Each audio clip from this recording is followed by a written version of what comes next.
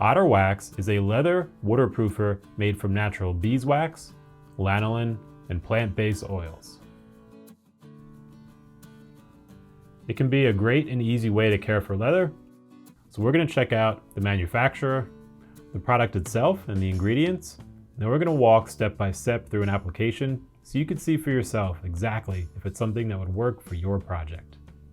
The Otter Wax Company started in 2011 when the founder was looking for a natural wax to help protect a favorite rain jacket. Most leather waterproofers on the market included petroleum-based ingredients and animal fats. He wanted something that was more natural, and the Otter Wax brand was born. They are based in Portland, Oregon. The product. So Otter Wax itself is made mainly from a combination of beeswax, lanolin, and plant-based oils. So it seems like a very natural option for leather care, which is great, especially when you're looking to keep whatever goes into your leather relatively natural. So let's apply this to some samples and see how it works. We'll put down our protector here on our workspace. And here we've got two samples. One we're going to keep to compare later on for the before, and then here we'll put down for our application. And here's the product itself. So the first thing we'll do is read the instructions. So here we go. Test on a small inconspicuous area before the first use.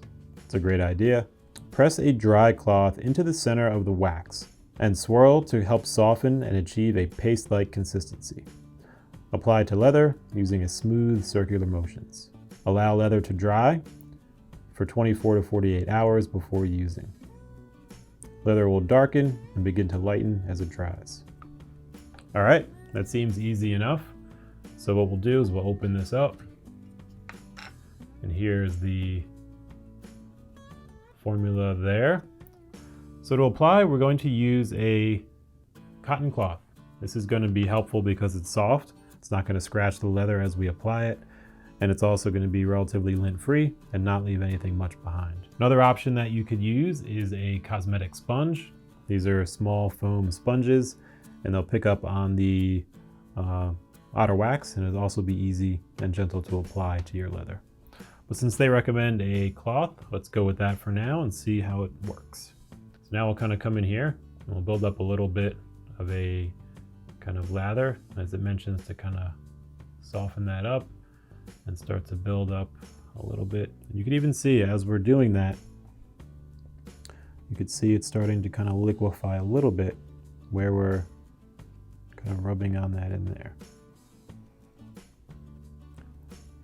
And it's changing, color from what's outside to kind of what's in there. So cool, we must be doing that right. So once we get a little bit on there, we'll come down to our leather piece and we'll just put it on in circular motions. And you can see already, even from the initial application, we're getting a bit of a darkening. So it also helps to know what areas we've covered, so we're not putting too much in any one spot. So we'll just work our way around, making sure we're getting it as even and thorough as possible. Then I'll show you a little trick in the end. And we'll just keep doing this a few more times. All right, looks like we got most of it covered. So what I'll usually do at the end is I'll do another coating here on our material, and then I'll kind of work over the whole piece with big circles. And that way it blends it all together and tries to keep a consistent, even coating to it. So then when it dries, it also dries evenly and looks pretty good. All right, so there we go. We've got that. So here is our sample with the Otter Wax applied. It's looking pretty good. We compare that to the before. It's clearly darker. That said, anytime we put any conditioning agent on leather, it's generally going to darken it a little bit. So what really matters is what does it look like when it's dry. So here is what it looks like. This sample had it applied over 48 hours ago, And so it's going to look pretty much as it's going to look fully dry. We've got our 3 samples, the before, in the middle is the just applied, and on the right is how it looks dried. So if we focus on these 2, which matter the most, the before and the after, we're going to notice there's very little difference. So that's a great sign when we put on a compound like that, and we don't see too much color difference, while we should be getting some water resistant properties in there as well. So that's looking nice. So with that, let's check on those water resistant properties. So for that, we'll use 2 things. One, we'll get some water here in a small dish.